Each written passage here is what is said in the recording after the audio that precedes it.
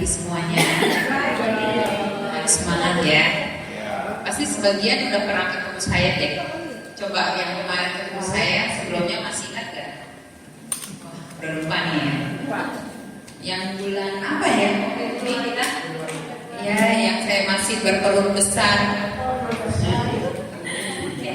Pertama-tama saya mengucapkan terima kasih kepada Klinik Milenium Sehat yang sudah menyediakan waktu dan tempat sehingga saya bisa membagikan sedikit ilmu saya kepada masyarakat sekitar, kemudian kepada Prodia yang sudah memfasilitasi saya untuk membagikan ilmu saya sedikit kepada bapak-bapak dan ibu-ibu.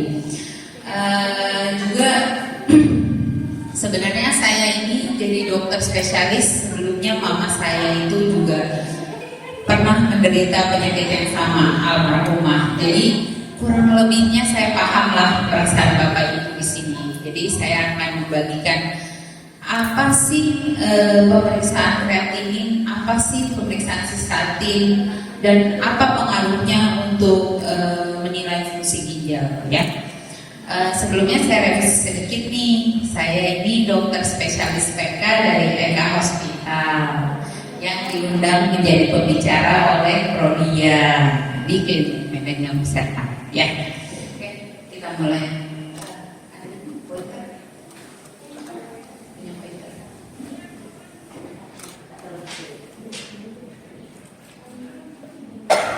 Sedikit bapak-bapak, ibu-ibu sudah tahu belum apa sih gangguan fungsi ginjal? Ada yang bisa bantu saya jawab? Waduh, masih belum semangat nih. Kemarin tuh lebih semangat loh. Apa bu?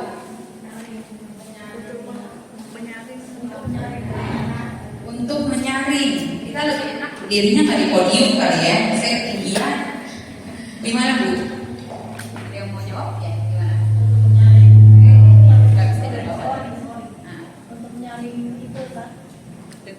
Untuk menyaring sari-sari makanan yang kita olah dalam tubuh kita.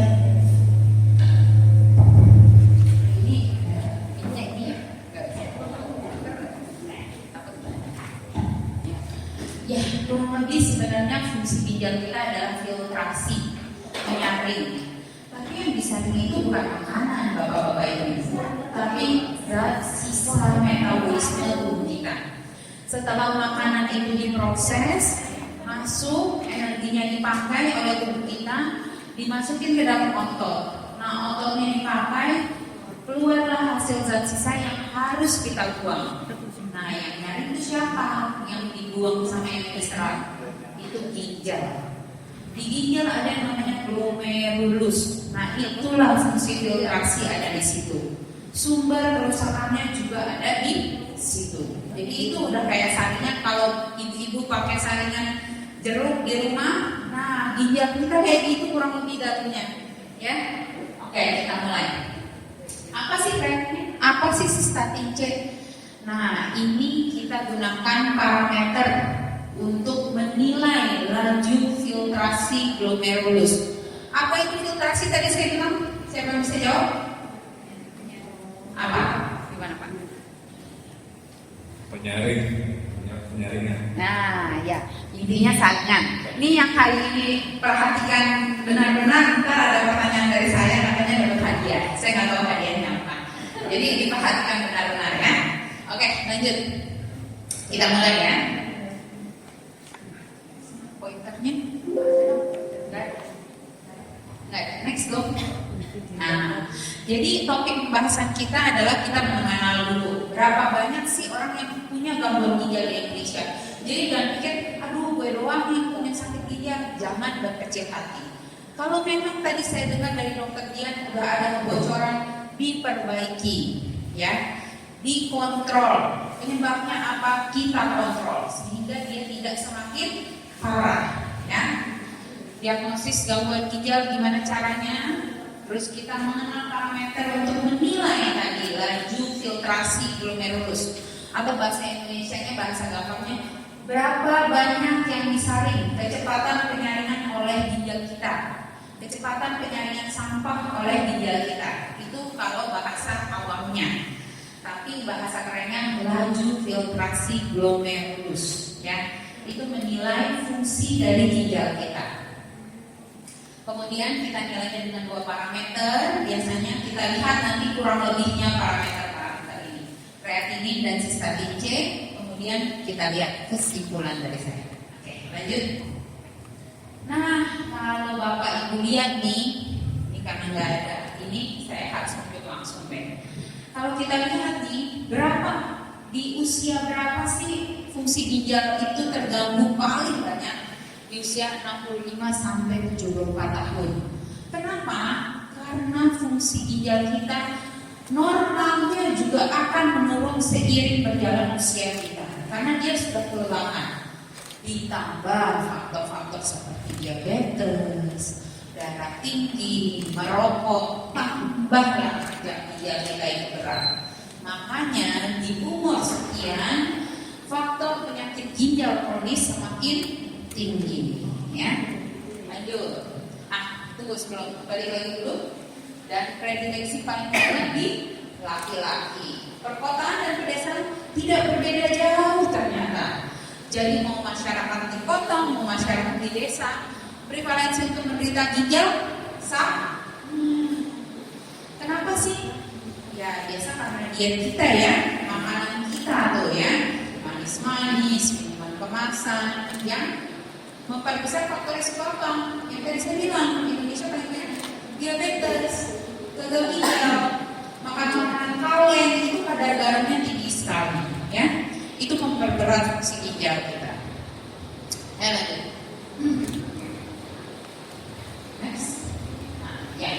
Ini saya copy dari Kemenkes, karena Kemenkes kita udah, maksudnya orang-orang di kementerian cukup kreatif ya, dia bikin nih. Kurang lebihnya enak nih kita lihat. Ini ginjal sehat, ini ginjal sakit. Ketika ginjal kita sehat, berat-berat yang kayak misalnya protein yang kita harusnya pakai di dalam tubuh untuk perbaikan sel kita, dia tidak keluar. Tapi di ginjal yang sakit, karena dia udah luka, saringannya apa? Lebar, akan bocor, sehingga dia keluar. Sehingga protein yang harusnya diserap di dalam tubuh kita dipakai, akhirnya tidak bisa terpakai karena terbuang. Ya, harusnya protein ini tidak keluar di dalam urin atau pipis. Urin itu pipis ya. Nah, jadi penyakit ginjal ini merupakan kelainan yang mengenai organ ginjal akibat berbagai faktor dan biasanya tergantung. Ada yang akut, ada yang kronik. Ada yang tahu bedanya akut sama kronik? Rakus apa dimakan? Gimana? Kalau yang rakus apa dimakan mungkin. Gimana kan? Kalau yang Bagus nanti dimakan, tapi kalau yang tadi kurang hati-hati. Ya, beda nih, beda. Jadi bisom.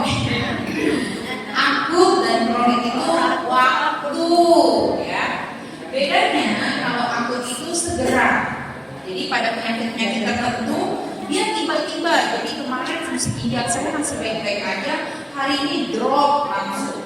akut Nah itu akut dan rakut. Nah bukan. Gak apa-apa ya, yang penting mendengar. belajar. Kalau kronik dia pelan-pelan tapi terus menurun fungsinya, ya. Itu kronik. Dan ditandai kronik itu adalah jika dia menurun lebih dari 3 bulan, terus menerus fungsinya menurun. Kita udah sama-sama paham ya. Oke, apa sih tanda dan gejalanya? Biasa ada tekanan darah tinggi, frekuensi buang air kecilnya akan berubah. Awalnya dia meningkat, sering kecil, karena tubuh berusaha mengkompensasi. Lama-lama justru tidak ada pipis sama sekali, ya. Kemudian adanya darah dalam urin. Kenapa sih bisa ada darah? Karena yang tadi bocor, rusak, luka, jadi bisa ada darah. Apakah selalu? Tidak selalu, karena kronik. Lama-lama darahnya juga akan hilang, ya. Jadi susah tidur, sakit kepala, lemas, nafsu makannya hilang. Dan kalau sudah fatal sekali karena ureu atau zat sampah di dalam darah nggak bisa dibuang, dia akan menimbulkan gejala yang namanya mual, muntah, dan lemas. Ya, itu paling signifikan dari gangguan ginjal. Next. Dan biasanya ada bengkak ya. Oke. Next. Nah, ini nih faktor-faktor yang bisa menyebabkan gangguan pada ginjal sehat kita. Apa aja sih? Diabetes. Kenapa diabetes? Karena dia gangguannya ada di pembuluh darah, sehingga dia gampang merusak si glomerulus ginjal. Glomerulus kita isinya pembuluh darah semuanya. Saringan-saringannya itu pembuluh darah yang disaring, yang isi di dalam darah kita. Kemudian tekanan darah tinggi. Faktor usia yang tadi saya bilang ya, tapi bukan berarti usia tua dia ginjalnya terus rusak, tidak. Tapi yang tadi saya bilang, memang dia menurun seiring dengan usia, karena ya dia udah capek. Tapi diperberat oleh keadaan-keadaan yang tadi, merokok lah, kegemukan lah, darah tinggi, ya. Kemudian ada juga faktor keturunan, ya. Kalau faktor keturunan ini biasanya dari muda sudah problem. Ya. Oke, next. Nah, ini yang tadi saya bilang. Apa sih bedanya akut sama kronik? Progresinya. Kalau ini hitungan hari dan jam. Kalau ini menahun lebih dari 3 bulan, dia terus menurun fungsi ginjalnya. Terus menurun, gak bisa balik. Jadi jangan bilang, hari ini kreatinin saya 1,3, besok pasti 1,7. Tergantung balik lagi. Nanti kita cerita di belakang ya. Jadi nggak pasti harus 1,3 terus. Kalau pola kita baik, makan baik, semua terkontrol, dia bisa aja balik normal. Makanya kita bilang tergantung respon tubuh kita. Jangan labnya salah nih, belum tentu ya. Kalau labnya salah, lucu dong. Maksudnya nggak respon dong. Kalau kita udah usaha bisa iya nggak responsif gitu ya, tapi bukan berarti nanti terus normal. Kan tadi saya bilang dengan bertambahnya umur, kegiatan, dia juga akan terus menurun ya. Cuma bisa kita hambat. Mungkin harusnya setahun saya jadi cuci darah, saya bisa 3 tahun baru cuci darah. Nah, kalau yang akut biasa karena penyakit, misalkan dia diare berat, kekurangan cairan, ginjalnya itu kan mendadak nggak dapat cairan, nah itu bisa tiba-tiba dia serangan, nah itu fungsi ginjalnya bisa turun mendadak, tapi dia baliknya juga akan cepat. Ketika cairannya teratasi, ginjalnya akan berfungsi normal kembali. Ini bedanya akut dan kronik ya. Oke, lanjut. Nah, ini kalau kita lihat, ini glomerulus kita ya, lihat nih ada pembuluh darahnya, ini ada zat-zat sampahnya yang harusnya dia disaring keluar ke sini ke pipis, gitu ya. Ini kalau kita lihat kurang lebihnya begini, kecepatannya itu kurang lebih 125 ml per menit harusnya yang bisa disaring ya. Ini kalau kita lihat, isinya pembuluh darah semua kan. Kalau diabetes, pembuluh darahnya rusak, habis nggak dia? Habis rusak. Makanya harus dikontrol ya. Pakai apa kontrol gula darah? Ada yang tahu? Ada yang tahu kontrol gula darah pakai apa parameternya? Ada yang tahu? Kira-kira siapa mau jawab? Tahu kali pada diem aja. Nggak tahu? Nggak tahu? Nggak tahu. Ya tadi siapa yang sebut? HbA1c. Nah, kayak gitu. Kalau HbA1c-nya terkontrol baik, 6 aja. Biasanya itu akan faktor resikonya menurun untuk kerusakan pembuluh darahnya. Tapi bukan berarti tidak ya, tapi menurun dengan harapan usia hidupnya memanjang lebih lama ya, karena banyak faktor. Oke, lanjut. Ya. Nah, nih kita mau hitung lagi filtrasi glomerulus kita. Gimana sih dok caranya? Jadi ada parameter yang bisa kita nilai yang tadi saya bilang. Parameter itu dihasilkan oleh tubuh, hasil metabolisme. Jadi kita udah kerja, udah capek, ini ibaratnya sisa zat sampah yang mau kita keluarkan.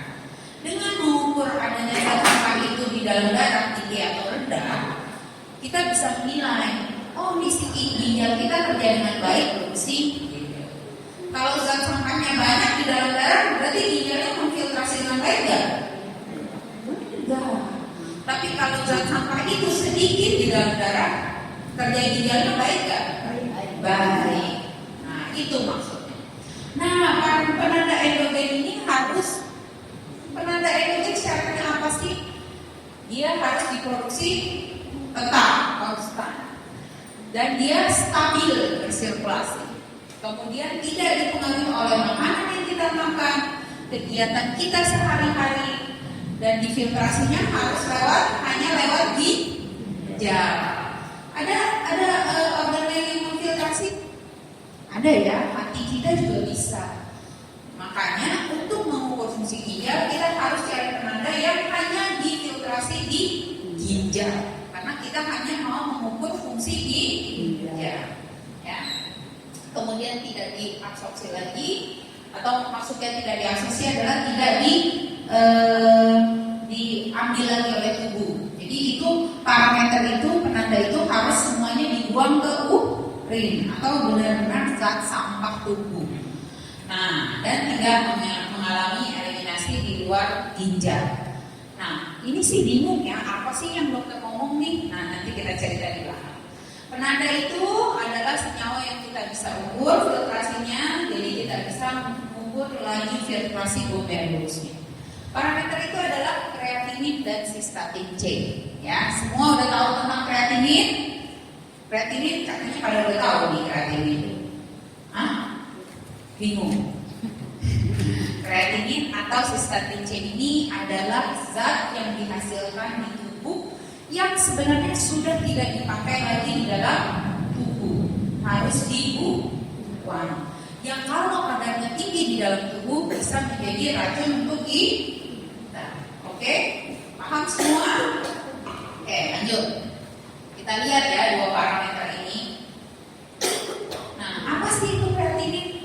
Kreatinin itu merupakan produk sisa yang tadi saya bilang. Dia ini merupakan hasil metabolisme otot. Ini saya berdiri, goyang kiri, goyang kanan. Ini ada hasilnya dari tubuh kita. Itu berupa kreatinin. Nah, zat kreatinin ini harus dibuang oleh ginjal kita. Misalkan saya olahraga berat, itu kreatinin hasilnya. Kreatinin itu tidak boleh meningkat di dalam darah. Dan fungsinya si ginjal adalah mengeluarkan kreatinin. Ya, oke. Difiltrasi oleh ginjal dan dibuang lewat pipis atau urin. Nah, kita tes darah untuk mengetahui kadar kreatinin di dalam darah. Kalau kreatinin kita rendah, jawab sama-sama, berarti fungsi ginjalnya bagus. Kalau kreatinin kita tinggi, berarti fungsi ginjalnya jelek atau menurun. Ya, oke, lanjut. Nah, tapi si kreatinin ini punya kelemahan, bapak-bapak, ibu-ibu. Ia dipengaruhi oleh massa otot. Wah, kalau dia kurus begini nih, ya kreatininnya rendah.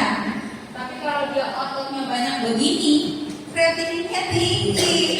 Karena lebih banyak otot yang metabolisme, sehingga kadar kreatininnya tinggi. Dia nggak akan terlalu berpengaruh jika kadar ginjal seseorang sehat. Tapi kalau ginjal seseorang sudah bermasalah sedikit, misalkan tidak berarti gemuk dan kurus ya, ini yang otot, purely otot. Jadi kalau orang itu misalkan saya mau sehat, saya fitness, ototnya banyak nggak? Banyak. Hasil metabolismenya meningkat nggak? Hari itu akan tinggi. Jadi dia akan kaget, dok kemarin fungsi kreatinin saya kok normal, sekarang kok tinggi? Saya tanya, bapak fitness? Iya, 3 jam saya mau ngurus. Naik dia kreatininnya langsung tes hari itu. Jadi salah labnya apa salah bakarnya? Nggak salah dua-duanya ya, tapi memang parameter itu dipengaruhi oleh hal ini. Kenapa dibilang ini kurang ideal, tapi tetap bisa menggambarkan ya. Oke. Kemudian umur, karena orang dewasa yang tadi saya bilang semakin tua umurnya akan nambah. Masa ototnya, mohon maaf nih bapak-bapak, ibu-ibu, saya bukan mau ngatahin, tapi kita semua pasti akan jadi tua. Arti ototnya masih bagus ya, masih kencang. Kalau kita udah tua, udah letor ya. Kita terima lah, memang begitu adanya. Tapi itu kenapa dibilang orang tua itu kreatininya akan lebih tinggi, karena si ototnya ini udah mulai mengalami penurunan masanya, dihancurkan dia metabolisme, sehingga kreatininya akan lebih tinggi. Makanya fungsi ginjalnya akan sedikit menurun kalau tidak dipengaruhi oleh diabetes atau tekanan darah tinggi atau merokok atau alkohol. Kalau ditambah itu semua makin terjumpain dia, ya. Jadi kreatininnya makin banyak, zat sampahnya di dalam darah, laju filtrasi glomerulusnya makin turun.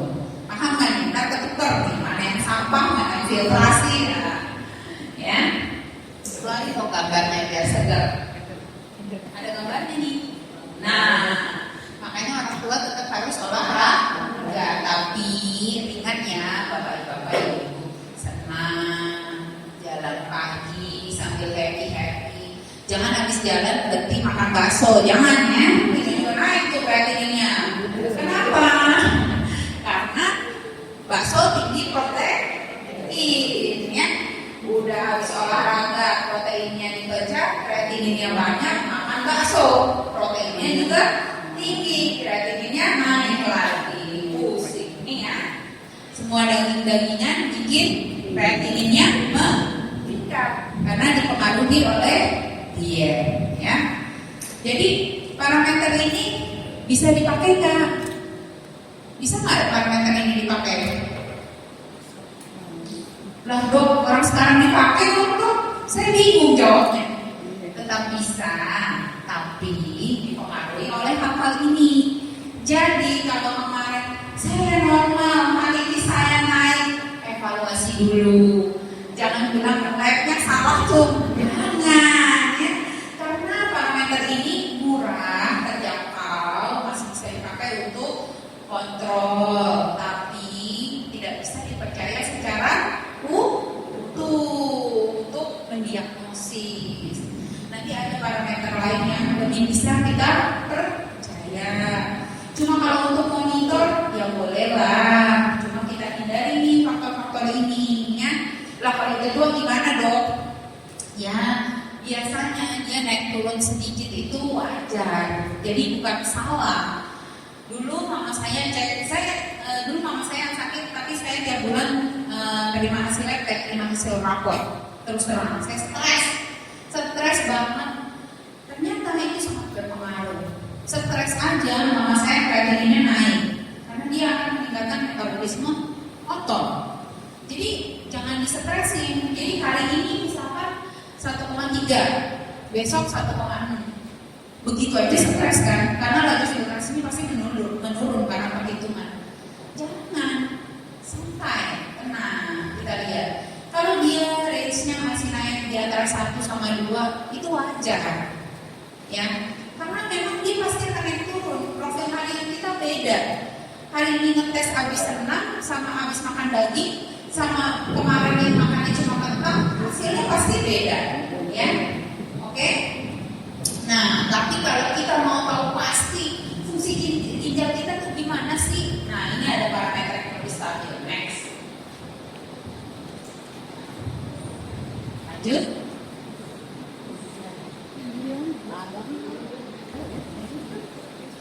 Nah, ini ya.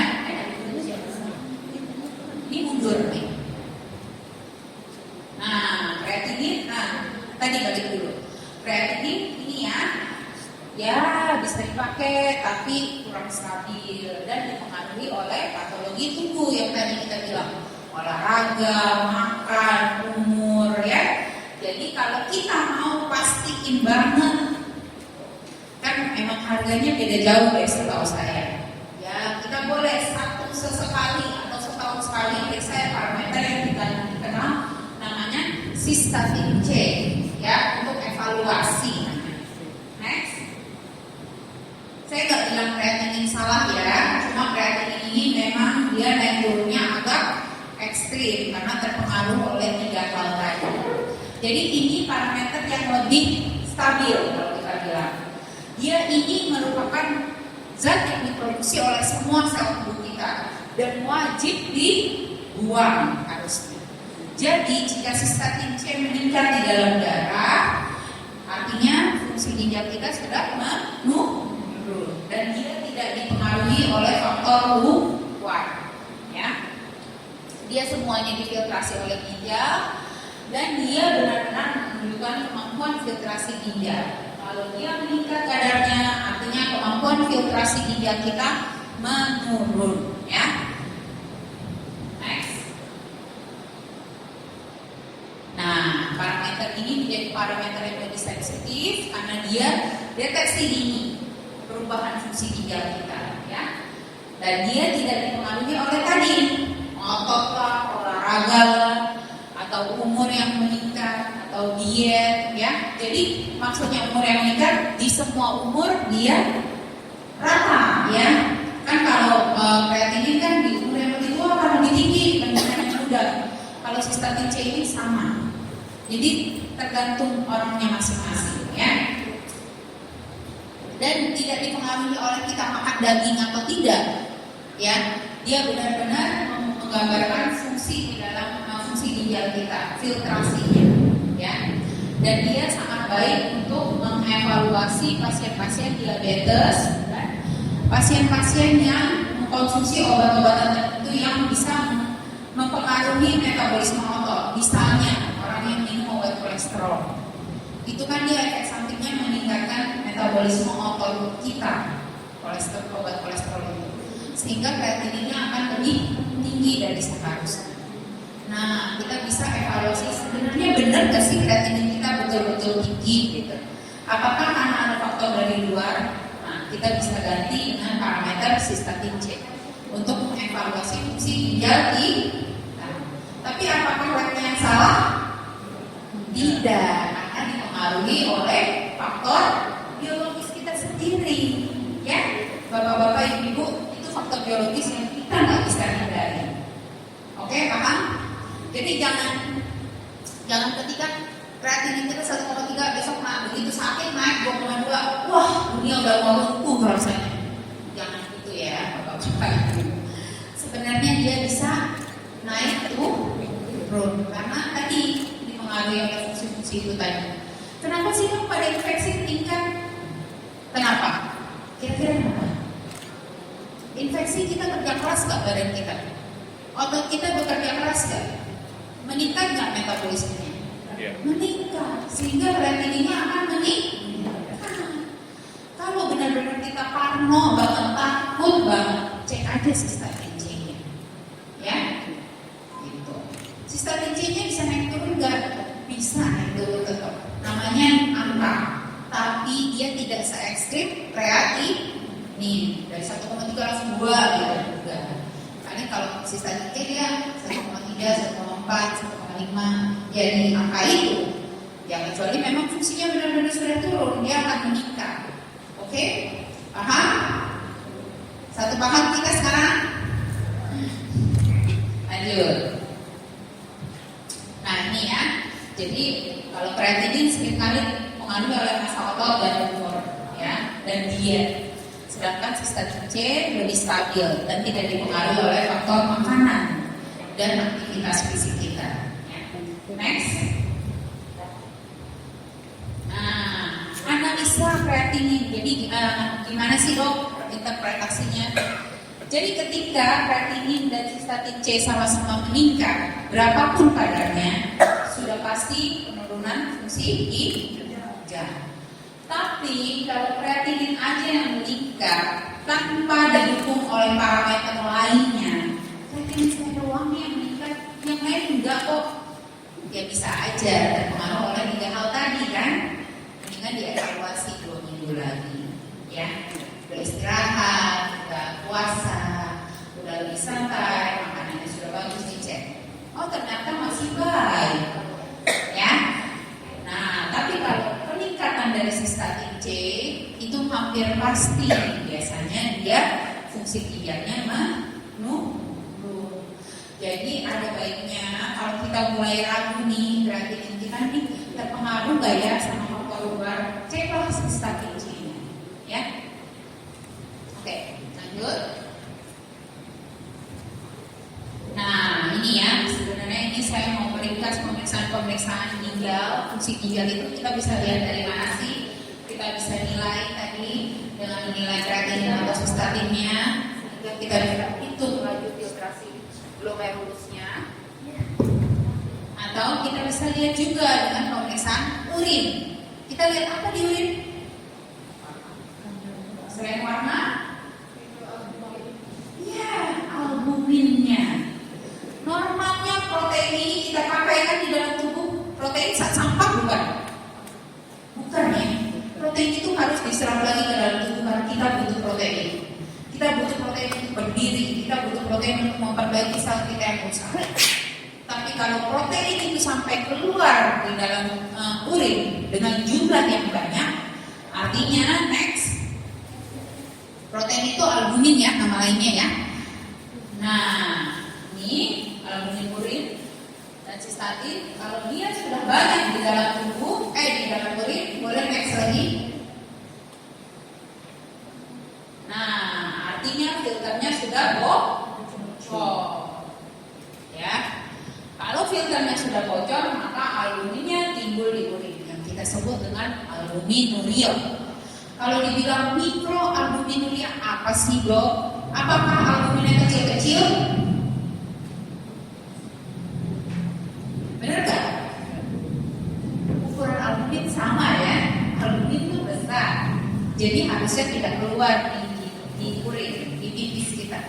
Tapi dibilang mikroalbuminuria, artinya albumin terdeteksi dalam jumlah sedikit, lebih banyak dari seharusnya. Makanya mikroalbuminuria. Apa sih dok? Sedikit lebih banyak dari seharusnya. Pusing saya dok. Jadi albumin itu terdeteksi dalam jumlah yang sangat sedikit. Normalnya di bawah 30. Next dulu. Nah, ini normalnya. Albumin itu kurang dari 30 dalam 24 jam urin kita. Ya. Kalau dia terdeteksi 30 sampai 300 kuantitasnya dalam 24 jam urin, ini yang dinamakan mikroalbuminuria. Bukan albumin yang kecil-kecil, tapi sudah terdeteksi, tapi belum terdeteksi secara banyak. Jadi kalau dibilang, dok, saya udah ada nih mikroalbuminuria, ya masih mikro nih, berarti kebocorannya masih sedikit. Jadi harus dikontrol faktor risikonya, seperti diabetes, darah tingginya, itu harus dikontrol dengan baik, ya. Atau sekarang karena kita ngumpulin 24 jam itu susah, repot, ya kan bawa urin kemana-mana, nampung-nampung, sebel kan ya. Apa nggak ada yang lebih mudah dok? Ada, namanya albumin creatinine ratio. Jadi kita pakai urin sewaktu aja. Jadi pipis saat itu langsung diukur perbandingan antara albumin dan creatinine. Albumin yang dikeluarkan di urin sama kreatininnya harus perbandingannya kurang dari 30 mg per gram. Yang artinya kreatinin yang dikeluarkan harus jumlahnya lebih banyak daripada albumin, ya.